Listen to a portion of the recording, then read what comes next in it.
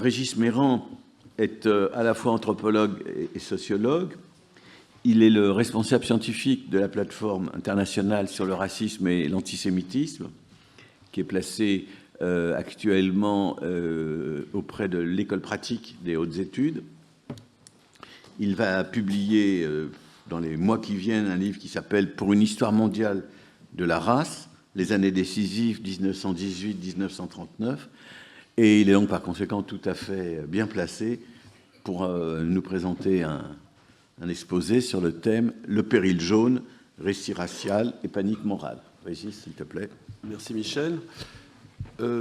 Alors, ce que je vais dire sur le péril jaune ne sera pas révolutionnaire, parce qu'il y a eu beaucoup de choses qui ont été écrites là-dessus, mais qui ont été écrites de façon assez éparse. Et donc là, je vais tenter une synthèse, surtout, avec quelques éléments éventuellement d'analyse que je vous proposerai. Alors, je commencerai à dire que le récit du péril jaune n'est pas une théorie à prétention scientifique. C'est plutôt un récit populaire à teneur nationaliste, en réalité, qui s'est développé en Europe et aux États-Unis au tournant du XXe siècle, en s'appuyant sur une partition raciale et raciste de l'humanité qui s'était imposée dès la seconde partie du XIXe siècle, avec ce qu'on appelait la science anthropologique et qu'on a appelé rétrospectivement l'anthropologie physique. Je vais donc retracer ici brièvement les étapes de la genèse de ce récit, en commençant par ce que je propose d'appeler la racialisation du monde. En effet, au tournant de la modernité industrielle, le monde entier s'est racialisé. La partition de l'humanité en différentes races s'est diffusée partout dans le monde en définissant des rapports de domination qui visaient à exclure, à asservir ou même à purifier une grande partie de l'humanité au profit d'une minorité. Une telle répartition de l'humanité a pris l'apparence d'une évidence scientifique, en dépit de la cacophonie du monde savant dès que se posait la question des races. La notion a été portée par un réseau international de représentants officiels, supposés porteurs de la vérité scientifique, qui s'appuyaient sur le raisonnement rationnel, la mesure scientifique et un ensemble d'outils techniques, comme par exemple le compas, qui permettait d'établir la superficie du crâne. Avant d'atteindre son apogée dans l'entre-deux-guerres, cette idéologie scientiste de la race a été intégrée à différentes idéologies, le nationalisme, le colonialisme, tout au long du XIXe siècle. Elle a été utilisée pour organiser les relations humaines au sein des États-nations et des empires. Alors, ces théories raciales, élaborées sur le plan scientifique entre les années 1850 et les années 1960, pour schématiser, ont été en réalité très variées et n'ont jamais abouti à un quelconque consensus. Par exemple, sur le nombre des races, certains estimaient que l'humanité était composée de 3 races et d'autres 300. Parfois même, c'était les mêmes auteurs au cours de leur vie. Par ailleurs, les spécialistes de ce domaine de recherche, les anthropologues, allait devenir un groupe savant qui échangeait sur le plan international et qui entendait donc nommer et classer les différents groupes humains en s'inspirant des méthodes des naturalistes du XVIIIe siècle. Mais aucun n'évita de les hiérarchiser quand ils tentaient de les classer. En fait, leur démarche était entachée de nombreux obstacles épistémologiques, on pourrait dire. Et alors, je vous les cite pêle-mêle. On y retrouvait la vieille notion moyenâgeuse de lignage, qui persistait à travers la notion de race, associée à l'idéologie du sang. On y trouvait aussi des représentations religieuses qui incluaient une pensée de la substance qui facilitait une conception hermétique entre les peuples. On y retrouvait aussi l'antijudaïsme chrétien, qui faisait des Juifs le peuple déicide. On y trouvait enfin des mythes européens hérités de l'Antiquité méditerranéenne qui séparaient le sauvage et le civilisé. À tout cela s'ajoutait une forme d'évolutionnisme social. Les anthropologues placèrent tous les peuples sur une échelle du progrès, ça en général c'est connu, allant des plus sauvages, généralement africains ou alors australiens, jusqu'aux plus civilisés, les Européens.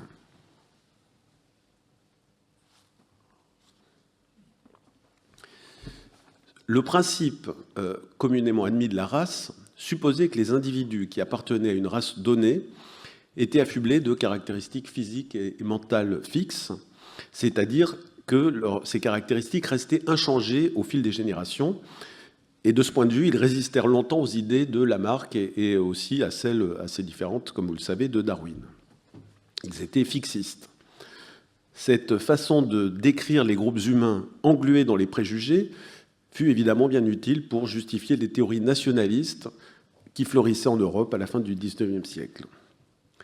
On y définissait ainsi un peuple national idéal qui plongeait ses racines dans des mythes, dans des légendes, dans des héros, dans une langue, une race qui s'opposait aux autres peuples venant menacer la dite nation. Ce fut le cas en particulier avec la race juive, puis dans les années 30, les menaçants judéo-bolcheviques au moment de l'essor des fascismes en Europe. Par ailleurs, les théories raciales permirent de justifier la seconde colonisation et en particulier le partage de l'Afrique par les nations européennes. Dans l'Empire français en particulier, puisqu'il sera beaucoup question de la France dans ma présentation, la conquête se fit, comme vous le savez aussi, au nom de la fameuse mission civilisatrice. On apportait les bienfaits de la civilisation aux races inférieures. Dernier élément pour caractériser cette science raciale, c'est qu'elle a aussi été utilisée pour mettre en œuvre des politiques eugénistes, c'est-à-dire de purification de la race nationale sous différentes formes aux États-Unis, en Europe et même, chose moins connue, en Amérique latine. Et donc,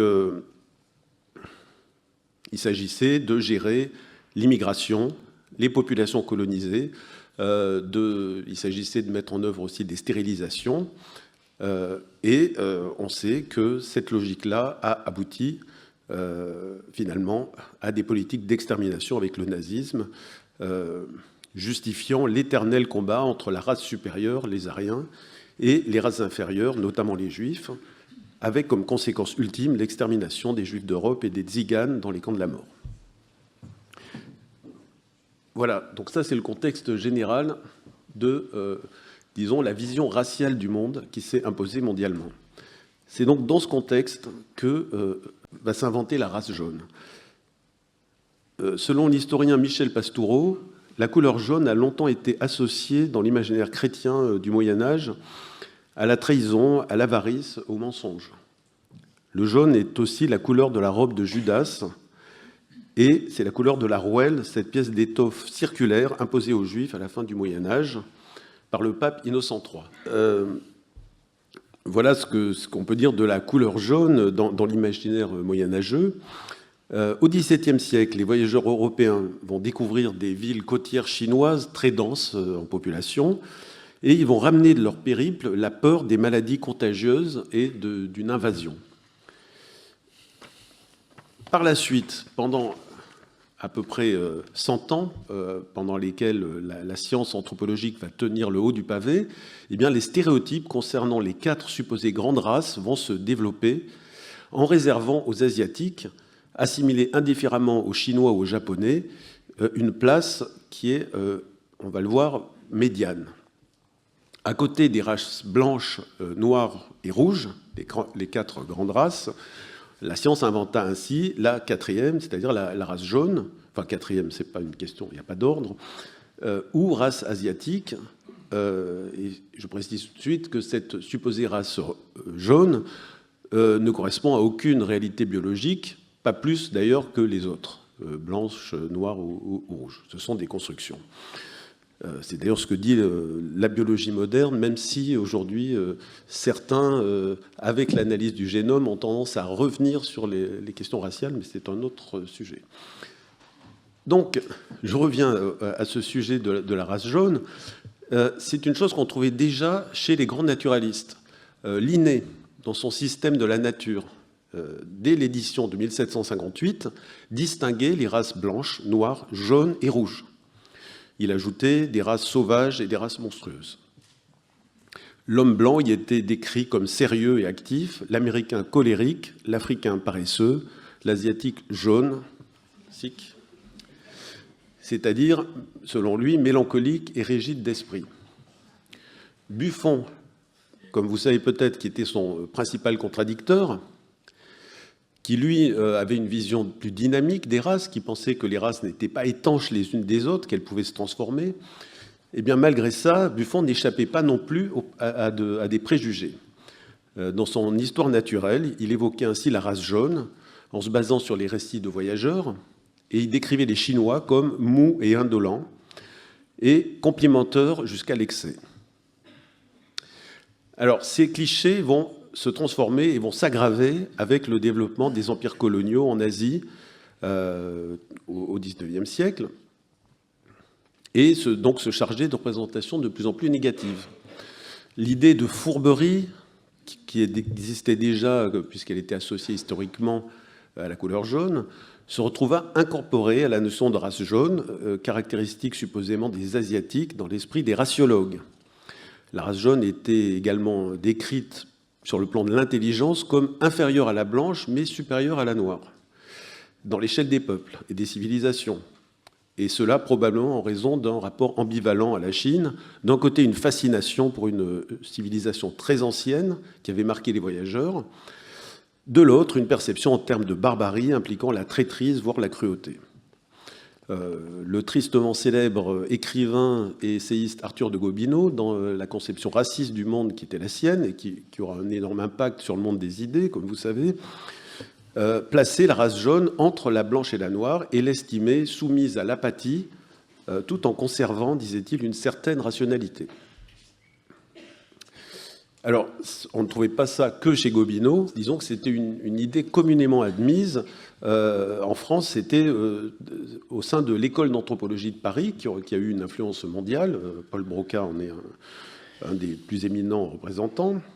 Et donc, ces savants républicains qui pourtant rejetaient le racisme pessimiste de Gobineau et sa vision décadente de l'histoire de l'humanité, eh bien, ils plaçaient quand même la race jaune entre la noire et la blanche, et ils considéraient eux aussi, enfin disons qu'ils y mettaient bon nombre de préjugés racistes.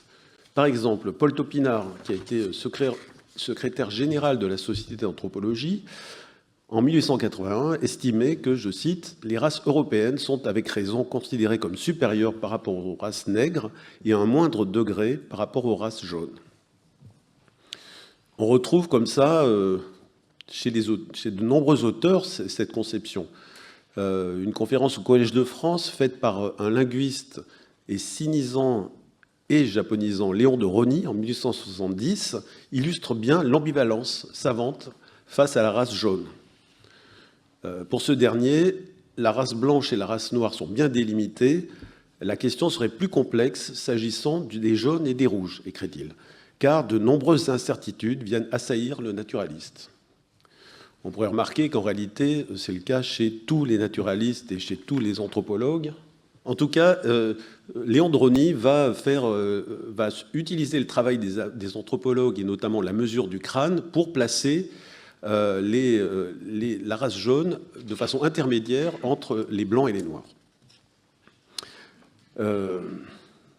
Je vais sauter et aller un peu plus loin. Oui, pour ce qui est de la France, on pourrait dire qu'avec le développement de la colonisation française en Indochine, qui va se stabiliser en 1887 avec la création de l'Union indo-chinoise, eh bien, la doctrine de la mission civilisatrice a été à nouveau mise en avant. Et donc, les anthropologues offrirent aux cadres coloniaux une justification scientifique de l'entreprise coloniale en mettant en avant la supposée docilité des jaunes, tout en accompagnant ça avec un ensemble de clichés dégradants, c'est-à-dire que l'Annamite était laid, fourbe et voleur, le Cambodgien était humble et travailleur. Voilà, donc, ça c'était pour le cadre général de la race jaune. J'en viens maintenant à l'invention du péril jaune, ce qui nous amène à nous décentrer un petit peu, puisque là on passe dans le domaine plus littéraire. À la suite des guerres gagnées par le Japon contre la Chine et contre la Russie ensuite, ça va être un nouveau récit qui va s'imposer, cette fois-ci dans le monde des lettres, loin des milieux scientifiques. L'Occident blanc peut être défait par des races jaunes, qu'elles soient chinoises ou japonaises, et ces races pourraient même envahir l'Europe.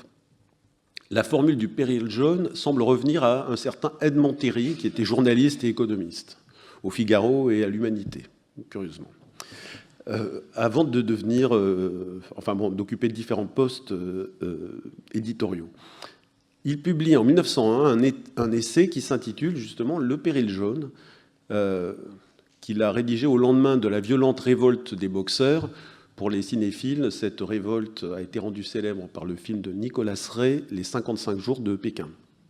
Donc cette révolte a été menée par une société secrète opposée au pouvoir féodal mandchou, mais aussi opposée aux Occidentaux, et donc a commis des massacres d'Occidentaux. Terry affirme « Les événements se sont chargés de faire comprendre à tous que le péril jaune existait ». Pourtant, il n'est pas question d'invasion. Terry reste à un niveau économique. Son livre souligne surtout le danger de la concurrence économique représentée par le Japon et la Chine.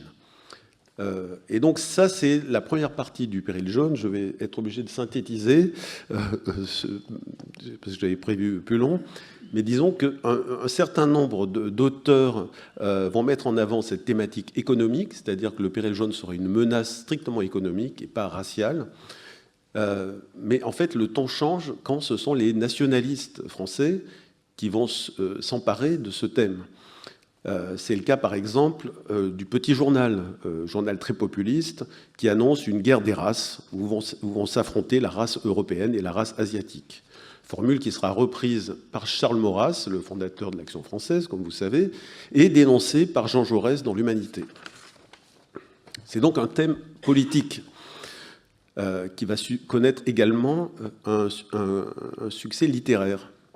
Je prendrai un cas emblématique, c'est l'écrivain Émile Drian, qui était un ancien militaire, qui était le gendre du général Boulanger, ça vous campe un peu le personnage, et proche de Maurice Barrès, qui était une des figures de proue du nationalisme français. Drian a fait plusieurs romans, et il a publié notamment L'Invasion jaune en 1909, et dans ce roman, il mélange le complot juif et le péril jaune. Il faut dire qu'il s'inscrit déjà dans le succès d'écrits conspirationnistes et antisémites précédents, comme La France juive de Drummond, notamment, qui a eu un succès énorme en France. Et donc, eh bien, ce Drian écrit un roman dans lequel il imagine que les Japonais, les Chinois vont comploter pour envahir la France avec l'aide des socialistes internationalistes et des juifs américains de la haute finance, poussant le gouvernement français à s'exiler dans l'île de Djerba. Eh bien, ce cliché-là va ensuite s'imposer dans la sphère culturelle. On le retrouve dans des magazines de la Belle Époque. La race jaune va-t-elle déborder, se demande Je sais tout, par exemple. Et puis, ce récit également se développe aux États-Unis, au lendemain des lois d'exclusion raciale des travailleurs chinois, et va se retrouver également dans les romans à succès d'un Britannique, Sax Rohmer, qui met en scène le personnage de Fu Manchu, une sorte de Méphistophélès asiatique, qui souhaite gouverner le monde et qui sera adapté en comics, mais aussi en roman photo et au cinéma américain, et ensuite diffusé en Europe. Pour finir, pour continuer en tout cas sur ce thème du péril jaune, on peut dire que après la Seconde Guerre mondiale, il va persister au moment de la guerre froide, puisque c'est une période où les esprits occidentaux, ou en tout cas une partie d'entre eux, sont soumis à la peur de la Chine communiste, et alors que perdure aussi le souvenir du Japon allié des nazis. Dès lors, le thème du péril jaune implique de méchants jaunes, supposés, là encore, venir envahir l'Europe. On trouve ça, par exemple, dans le roman de Henri Verne, qui met en scène le héros Bob Moran, aux prises avec Monsieur Ming, appelé également L'Ombre jaune. Et on trouve d'autres romans qui sont en réalité, où on trouve des personnages qui sont des avatars de ce Fu Manchu dont je vous parlais tout à l'heure. Le plus célèbre d'entre eux, c'est le Dr No, contre qui se bat James Bond, dans le roman de Ian Fleming en 1958, et qui sera adapté au cinéma, comme vous le savez. Mais on pourrait penser aussi à Flash Gordon, qui a eu un grand succès aux États-Unis, mais également en France, jusque dans les années 60. On pourrait enfin penser à Blake et Mortimer, qui se battent contre Bazam Damdou, qui est à la tête d'un empire jaune basé au Tibet. Voilà, donc pour finir sur ce récit de la peur panique d'une race jaune, supposée inférieure mais menaçant de déferler sur l'Occident, eh bien, donc, comme on voit, ça intègre des caractéristiques raciales, c'est-à-dire ça s'inscrit dans le grand récit des races, mais on peut voir ça aussi comme une panique morale, c'est-à-dire comme un récit anxiogène et viral, comme disent les sociologues, qui annonce ce récit qui annonce la fin de la civilisation à cause de la menace supposée causée par un groupe malveillant. Et ce récit, c'est une panique morale qui est utilisée par des idéologues à des fins politiques. Évidemment, ce récit a bien fonctionné dans les pays occidentaux qui avaient colonisé l'Asie, donc c'est le Royaume-Uni, les États-Unis, l'Allemagne, la France. On pourrait ajouter qu'en France, il a été contrebalancé par une vision plus positive de la Chine par moment. Pensons à la mode des chinoiseries sous la monarchie de Juillet. Pensons aux missions savantes Pelliot puis Chavannes, ou encore au voyage de Victor Ségalen au début du XXe siècle.